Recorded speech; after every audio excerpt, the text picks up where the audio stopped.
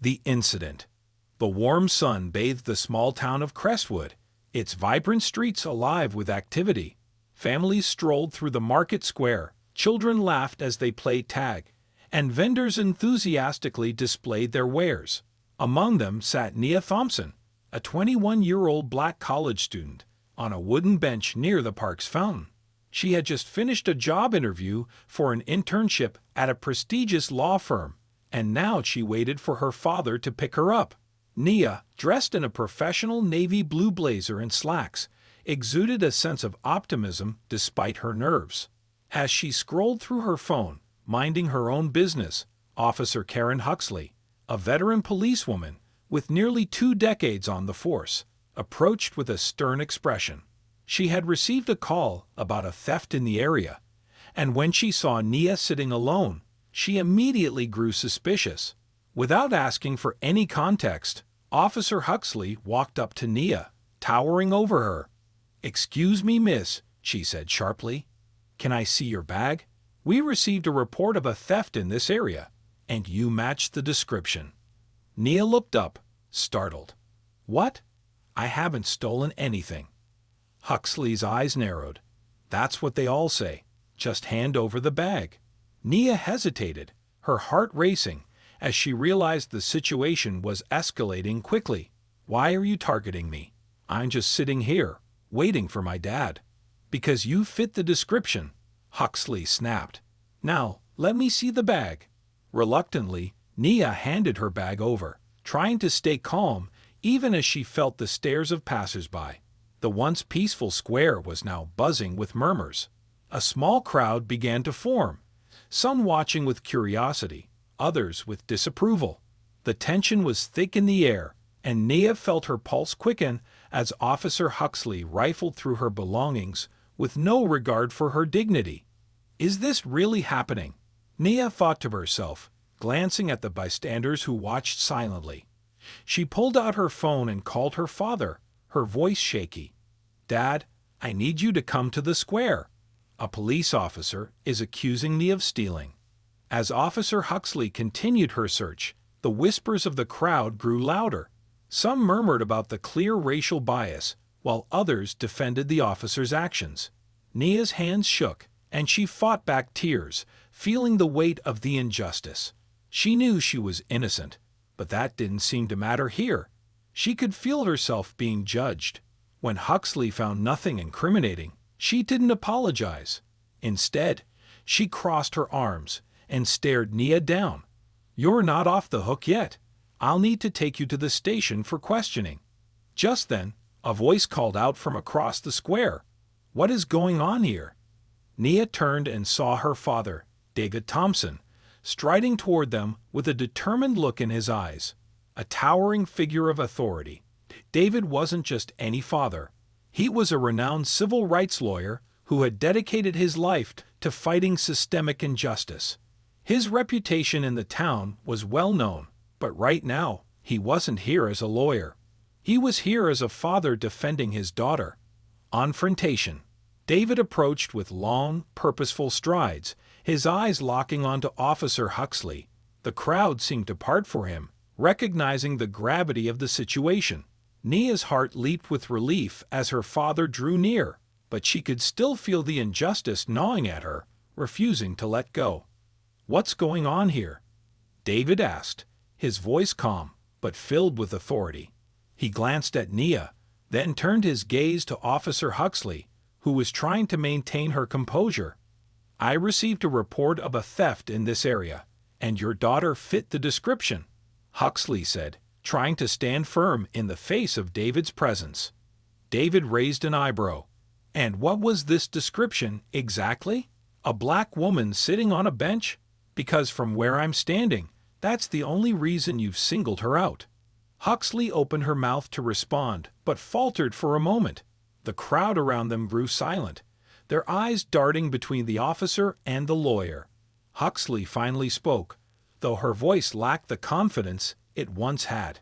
"Sir, I was just doing my job. We had a report." "No," David interrupted, his voice firm. "You were making an assumption based on my daughter's race. If she were white, Would you have treated her this way?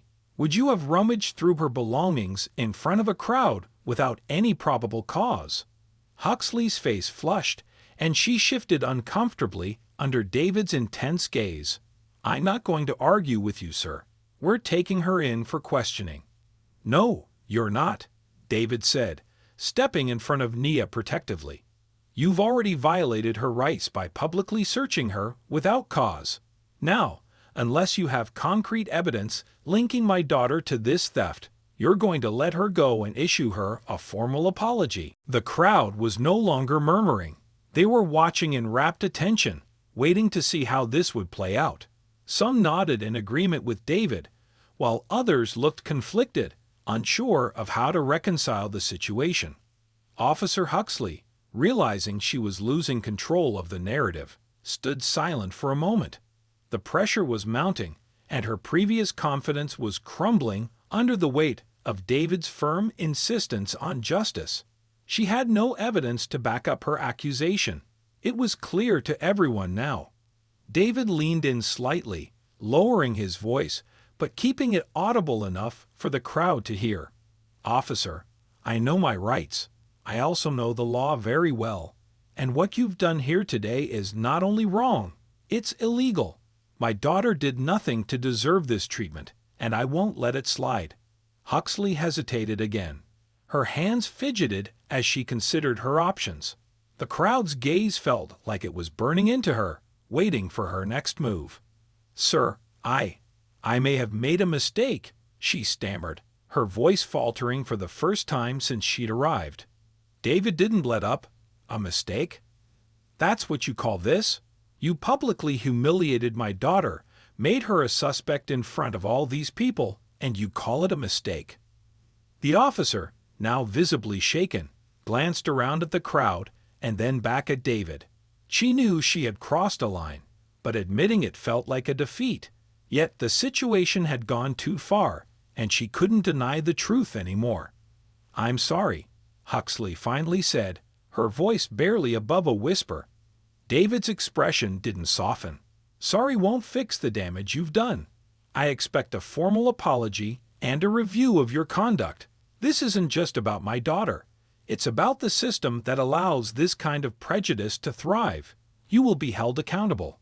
Nia stood beside her father, her hands trembling, but she felt a swell of pride. Her father wasn't just standing up for her. He was standing up for every person who had been unjustly accused, for every victim of systemic racism. As the crowd began to disperse, the weight of the moment hung in the air. This was more than just an accusation. It was a reckoning, and it was far from over. The aftermath. As the crowd dispersed, the weight of the incident hung heavily in the air. Nia stood beside her father, still shaken but comforted by his unwavering support. Officer Huxley walked away, her expression clouded with embarrassment and discomfort, though the matter was far from resolved. David turned to Nia, his eyes softening as he saw the distress in his daughter's face. Are you okay, sweetheart? He asked gently. Nia nodded, but her voice was shaky. I can't believe this happened.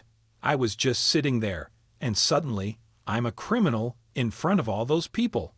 David placed a reassuring hand on her shoulder. I know, and it's not right, but we're going to make sure this never happens to you or anyone else again. As they headed home, Nia's mind raced with a mix of emotions. She had always known about racial profiling, but experiencing it firsthand was something entirely different. She felt violated, angry, and yet empowered by her father's fierce defense. This was not the end. It was the beginning of something bigger. That evening, David contacted his legal team, determined to take formal action. As a seasoned civil rights lawyer, he knew how to navigate the legal system, but this time it was personal. He was not just fighting for justice in the abstract, he was fighting for his daughter. Over the next few days, news of the incident spread through Crestwood. Social media exploded with posts and videos of the confrontation, and it wasn't long before local news stations picked up the story. People from all over the town weighed in, some defending Officer Huxley, but many more condemning her actions.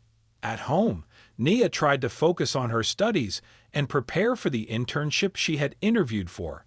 But the weight of the public attention made it difficult. She was inundated with messages of support, but also faced backlash from those who believed she had played the race card. The world seemed divided, and Nia found herself at the center of a storm she hadn't asked for. One afternoon, as she scrolled through comments on social media, her phone buzzed with a notification. It was a text from her best friend, Layla. "You okay? I've been reading the comments. People are so cruel, but I'm proud of you for standing up." Nia sighed and texted back, "I'm trying to be okay. It's just overwhelming. I never wanted to be the center of attention like this." "I know," Layla replied, "but you're doing something important. You're fighting for all of us." Nia put down her phone, thinking about what Layla had said. Was she really fighting for something bigger than herself? She didn't feel like a hero. She felt like a victim. But as the days passed, Nia began to realize that she had been given a platform, whether she wanted it or not. Maybe this was an opportunity to make a difference, to speak out against the systemic racism that had affected not just her, but countless others. Determined to take control of the narrative, Nia decided to speak out. She agreed to do an interview with a local news station to share her side of the story.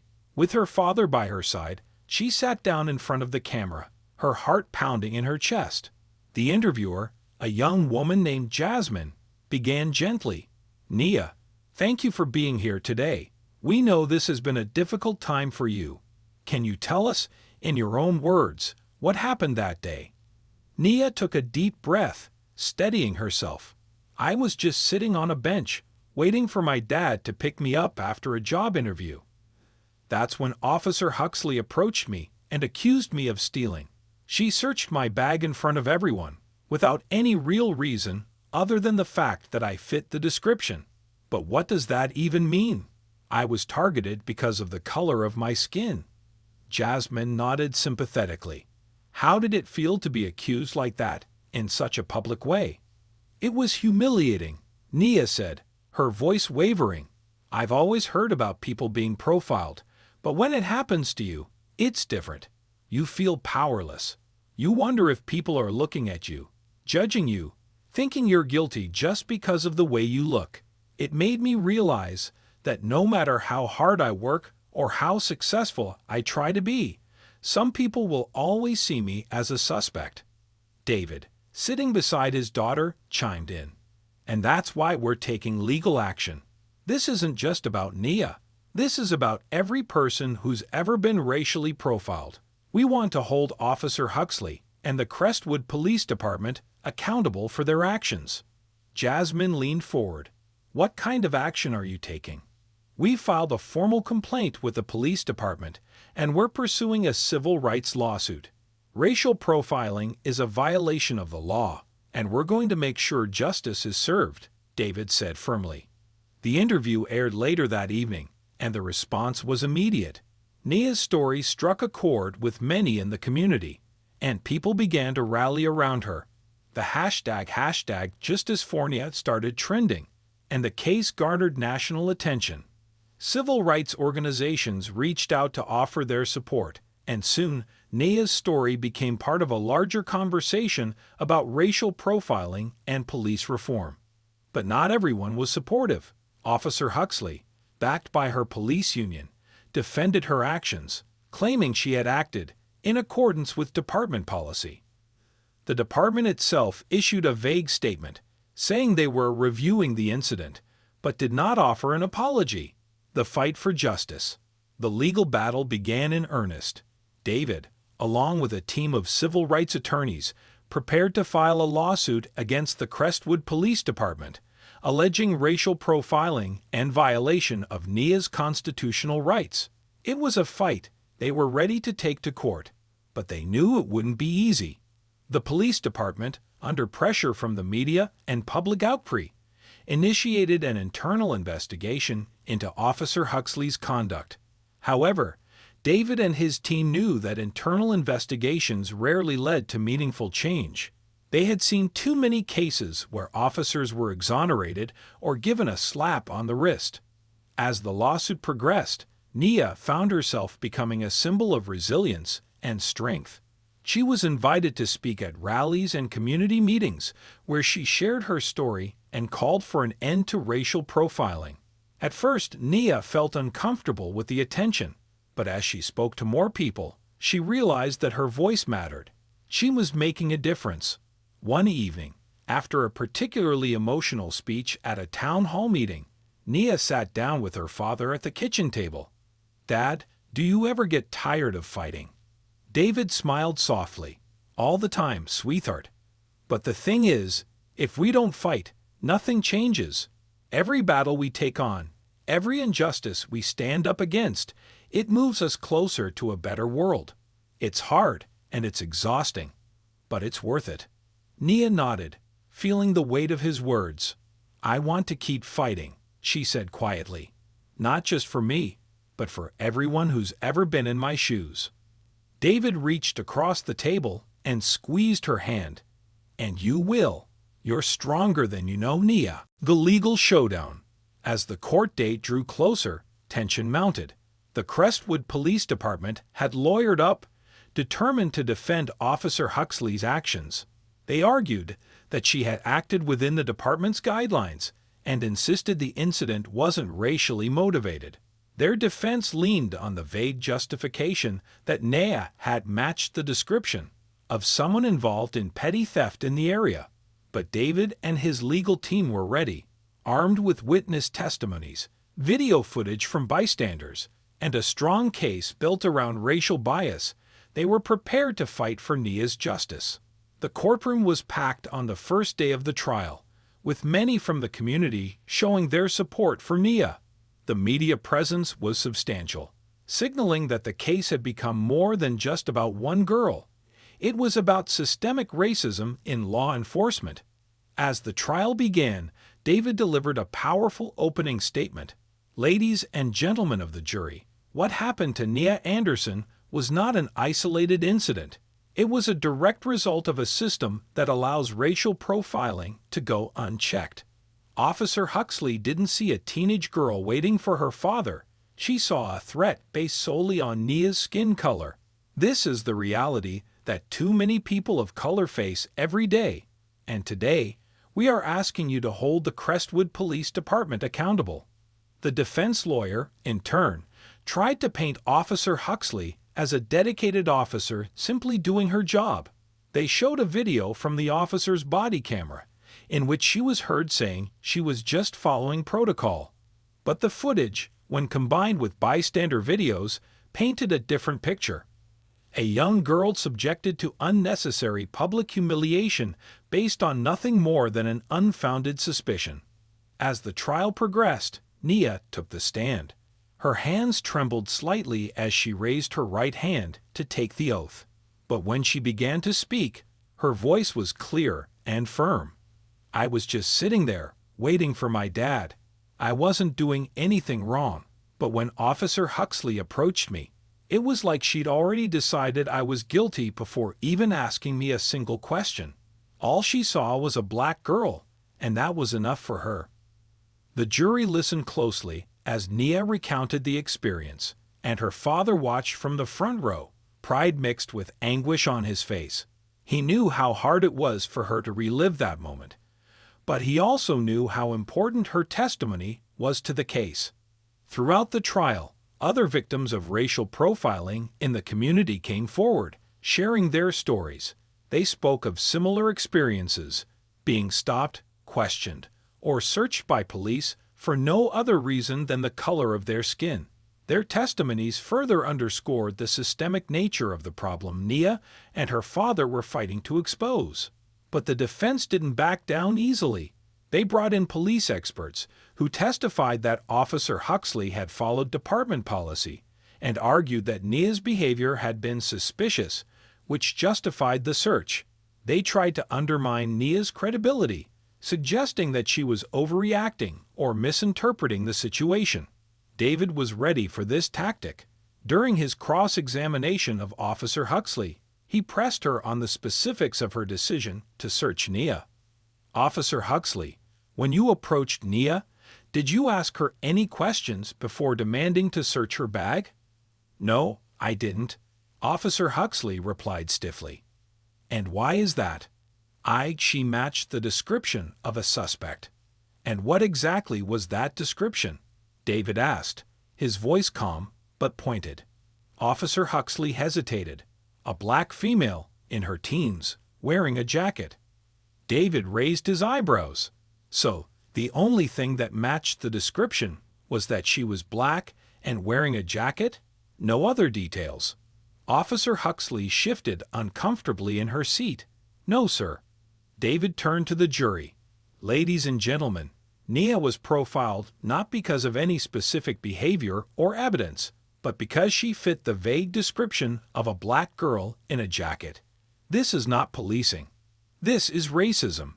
As the trial went on, it became clear that Officer Huxley's actions were part of a broader issue within the Crestwood Police Department. David introduced evidence showing that black and brown residents in Crestwood were disproportionately stopped and searched by the police, even though they made up a small percentage of the town's population. The data was damning, and it helped to drive home the point that what happened to Nia wasn't an isolated incident. As closing arguments approached, the tension in the courtroom was palpable. The defense attempted one last time to frame Officer Huxley as a well-meaning officer caught in a difficult situation, but it was clear that their argument was losing ground. David's closing statement was impassioned and direct. "This case is not just about my daughter Nia. It's about the countless other young black men and women who have been treated as suspects simply because of the color of their skin. It's about the need for accountability in our police forces. And it's about ensuring that justice is served, not just for Nia, but for everyone who has ever been profiled or discriminated against." The jury was sent to deliberate, and for hours, the courtroom and the community waited anxiously for a verdict. Nia sat beside her father, her hands tightly gripping the edge of her chair, her heart pounding in her chest. Finally, the jury returned. The courtroom fell silent as the judge read the verdict. "In the matter of Anderson versus the Crestwood Police Department, we, the jury, find the defendant, Officer Huxley, liable for racial profiling and violation of constitutional rights." Nia gasped, tears welling in her eyes. She turned to her father, who pulled her into a tight embrace. The courtroom erupted into applause from Nia's supporters, while Officer Huxley sat stone-faced, her career in jeopardy. The verdict was a landmark victory, not just for Nia, but for the entire community. It sent a message that racial profiling would not be tolerated, and it set a precedent for future cases. Nia's bravery in standing up for herself had sparked real change, and as she stood with her father outside the courthouse, she felt a deep sense of relief and pride. A new beginning. The weeks following the trial were a whirlwind. Nia's case had become a national news story, and people from all over the country reached out to offer their support.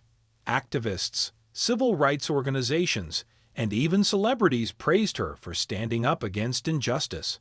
But for Nia, the most important thing was that she had taken back control of her narrative. With the settlement money from the lawsuit, Nia and her father established the Anderson Foundation for Justice, a nonprofit organization dedicated to fighting racial profiling and police reform. They began hosting workshops, speaking at schools and community centers, and advocating for policy changes to ensure that what happened to Nia would not happen to others. Nia's experience had transformed her. Once shy and reserved, she now stood confidently in front of crowds, sharing her story and using her platform to push for change. She became an outspoken advocate for civil rights, and her voice was one of hope, resilience, and determination. At a rally months later, Nia stood on a stage, looking out at the sea of faces gathered to support the cause. She smiled as she saw Layla, her best friend, in the crowd, cheering her on. "When I was racially profiled, I felt powerless," Nia said, her voice steady. But I learned that our power doesn't come from how others see us. It comes from how we see ourselves and what we do with the opportunities we're given. We can't change the past, but we can fight for a better future. And that's exactly what we're going to do. The crowd erupted into applause, and Nia felt a surge of hope. This was just the beginning. The fight for justice wasn't over, but she was ready to lead the way. She knew now that her voice mattered, and that together they could create the change the world so desperately needed.